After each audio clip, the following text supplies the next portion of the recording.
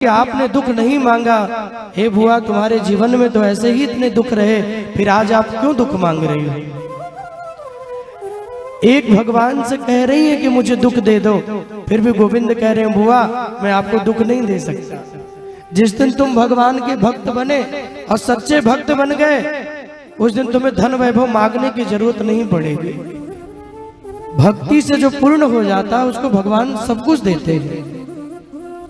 इसलिए गीता में भगवान कहते हैं,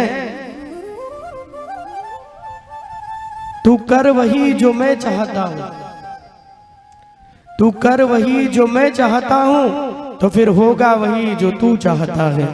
मेरे भाव के अनुसार चलेगा तो वही होगा जो तू चाहेगा। इसलिए भगवान गीता में कह देते हैं, अनन्या निश्चयन्तो माम ये जना परुपासते तेषां नित्याभियुक्तानां योगक्षेमं वहाम्यहम्।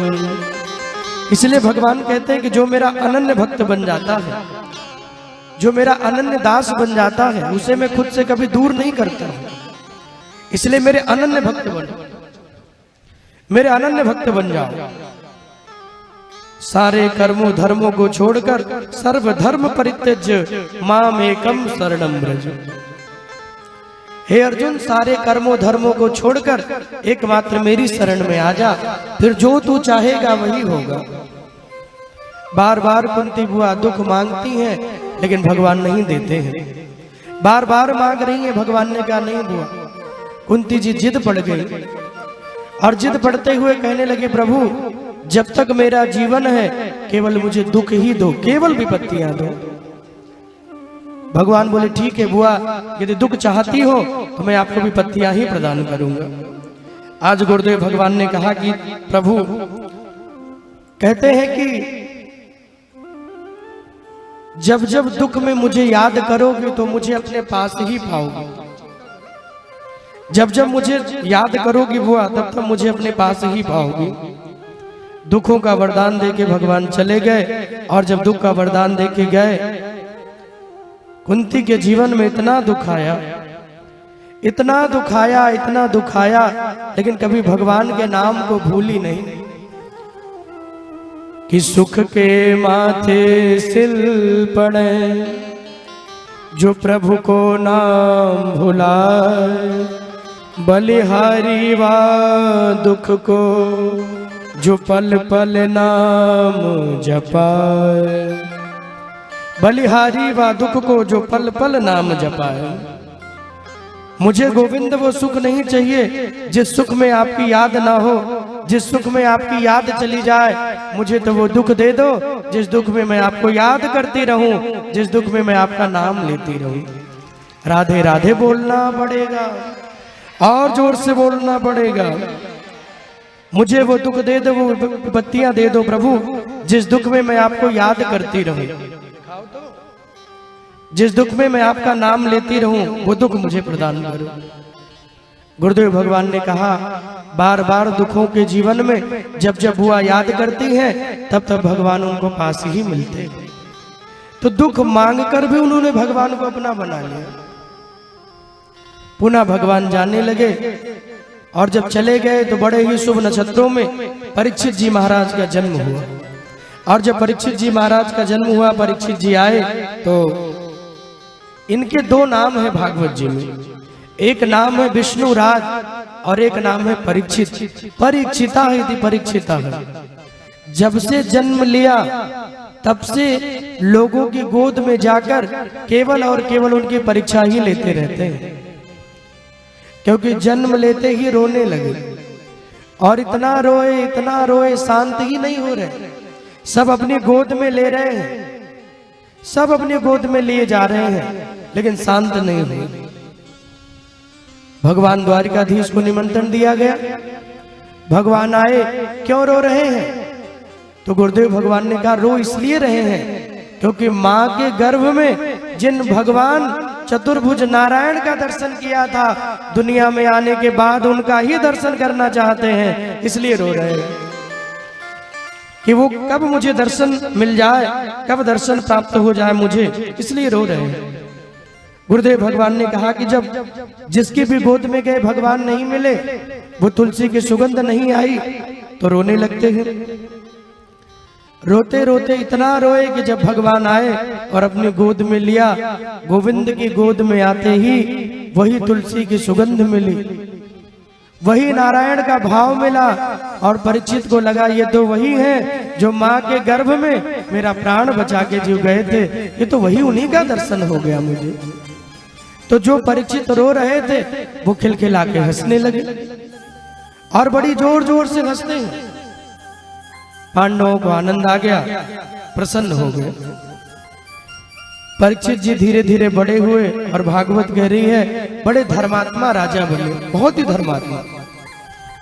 इनके राज्य में इतने बड़े धर्मात्मा हैं कि कलयुग का भी प्रवेश नहीं होता है। इनके राज्य में कलयुग का भी प्रवेश नहीं होता, इतने बड़े धर्मात्मा हैं। लेकिन एक दिन अपने नगर का भ्रमण करने के लिए निकले, और जब नगर का भ्रमण करने के लिए निकले तो एक विकराल शरीर का आदमी हाथ में डंडा लिए गौ मां को पीट रहा है।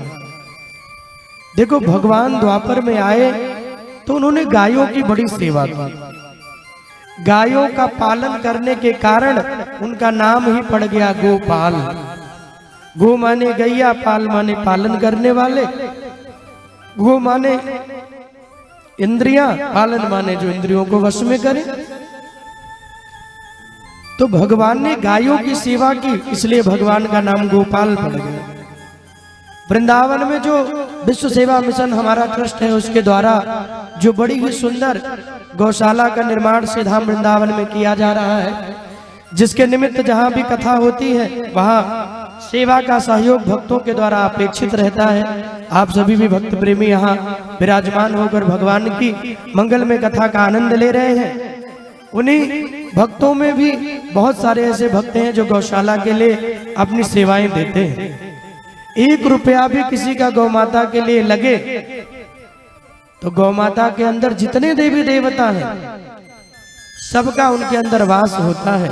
और जो स्वयं लक्ष्मी जी हैं, जिनके पीछे पूरी दुनिया भागती रहती है, वो लक्ष्मी स्वयं गाय के गोबर में निवास करती है। कहाँ रहती है? जोर से बोलिए। गाय के गोबर में निवास करती है।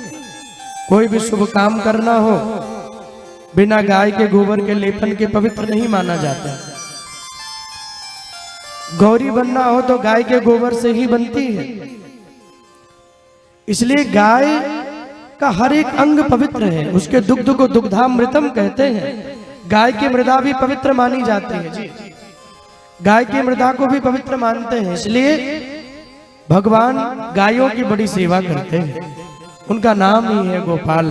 तो आप भी किसी भक्त का भाव बनेगा गौशाला के लिए जो अपनी सेवाएं देना चाहेंगे। ऑनलाइन कथा के माध्यम से कुछ भक्तों ने सेवा दी है, कुछ देर बाद उनका नाम हम यहाँ से श्रवण करेंगे। आप भी जो चाहेंगे, काउंटर यहाँ लगा है, अपनी सेवाओं को देकर रसीद भी वहां से प्राप्त कर सकते हैं। भाव से कहिएगा राधे राधे।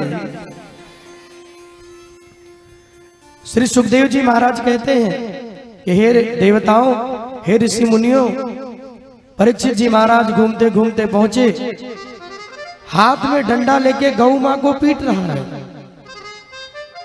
विकराल शरीर का आदमी और बगल में एक बैल खड़ा है, उसके 3 चरणों को काट दिया। विचार करिए, 1 चरणों पे वो बैल खड़ा है, 1 चरण पे। तुरंत दौड़े दौड़े आए परीक्षित जी महाराज, अपने धनुष पे बाण को चढ़ाया और धनुष पे बाण को चढ़ा के कहा, अरे मूर्ख, कौन हो? रुक जा, मेरे राज्य में तो गौ मां को सता रहा है। अगर नहीं रुका तो मैं तेरा वध कर दूंगा।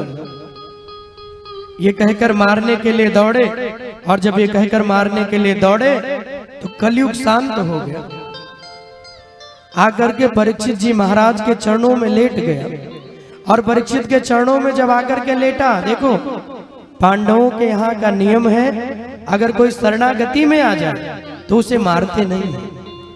और आज भी हमारे यहाँ ये नियम है, कोई कितना भी बड़ी गलती क्यों ना करे, लेकिन वो शरणागति में आ जाता है, भैया हमसे भूल हो गई, तो हम उसे क्षमा का दान कर ही देते हैं। ये पांडवों के यहाँ का नियम है, कोई शरण में आ जाए तो उसको मारते नहीं है। आज परीक्षित जी महाराज धनुष नीचे कर लिए और कहने लगे तुम कौन हो, अपना परिचय दो। कलयुग ने अपना परिचय दिया, महाराज सतयुग बीत गया, त्रेता बीत गया, द्वापर बीत गया, ये मेरा युग चल रहा है।